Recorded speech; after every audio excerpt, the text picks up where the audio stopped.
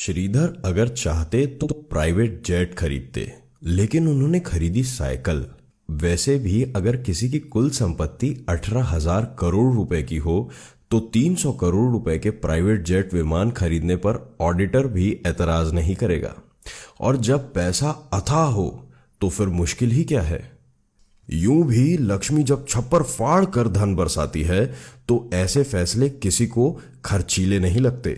शायद इसीलिए एक खरबपति के लिए जेट विमान खरीदना ऐसा ही है जैसे किसी मैनेजर के लिए मारुति कार खरीदना।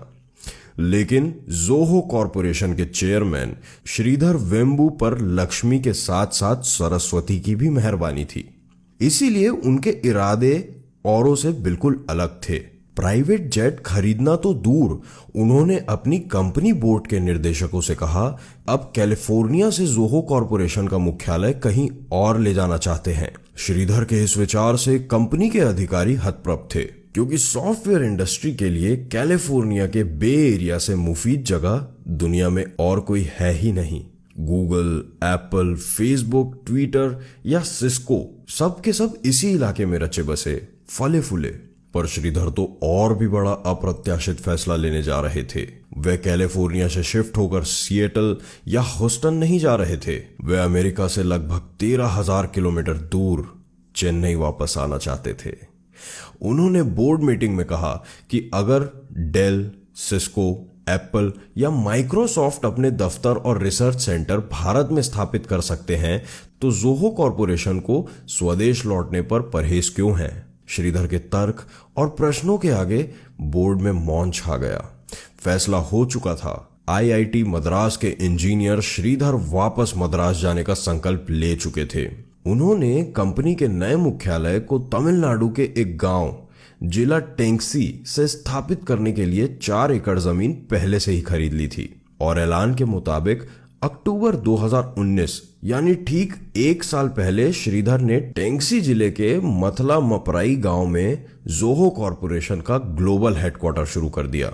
यही नहीं, $2.5 बिलियन के जोहो कॉरपोरेशन ने पिछले ही वर्ष सॉफ्टवेयर कारोबार में 3,410 करोड़ रुपए का रिकॉर्ड राजस्व प्राप्त करके टेक जगत में बहुतों को चौंका दिया था।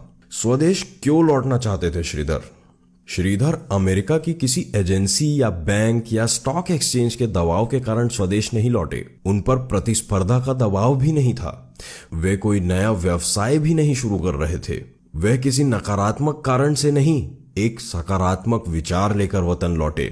उन्होंने कई वर्ष पहले संकल्प लिया था कि अगर जोहो ने बिजनेस में कामयाबी पाई तो वो प्रॉफिट का एक बड़ा हिस्सा स्वदेश में निवेश करेंगे। कंपनी के मुनाफे को वे गांव के बच्चों की आधुनिक शिक्षा पर भी खर्च करेंगे। इसी इरादे से उन्होंने सबसे पहले मथलाम पराई गांव में बच्चों के लिए निशुल्क आधुनिक स्कूल खोले। कंप्यूटर टेक्नोलॉजी के जानकार श्रीधर गांव में ही जोहो विश्वविद्यालय भी बना रहे हैं, जहां भविष्य के सॉफ्टवेयर इंजीनियर तैयार होंगे। फोर्ब्स मैगजीन में दिए एक इंटरव्यू में श्रीधर बताए हैं कि टेक्नोलॉजी को अगर ग्रामीण इलाकों से जोड़ा जाए तो गांव से पलायन रोका जा सकता है। गांव में प्रतिभा है, काम करने की इच्छा है। अगर आधुनिक शिक्षा से हम बच्चों को जोड़ें तो एक बड़ा टैलेंट पूल हमें गांव से ही मिल जाएगा।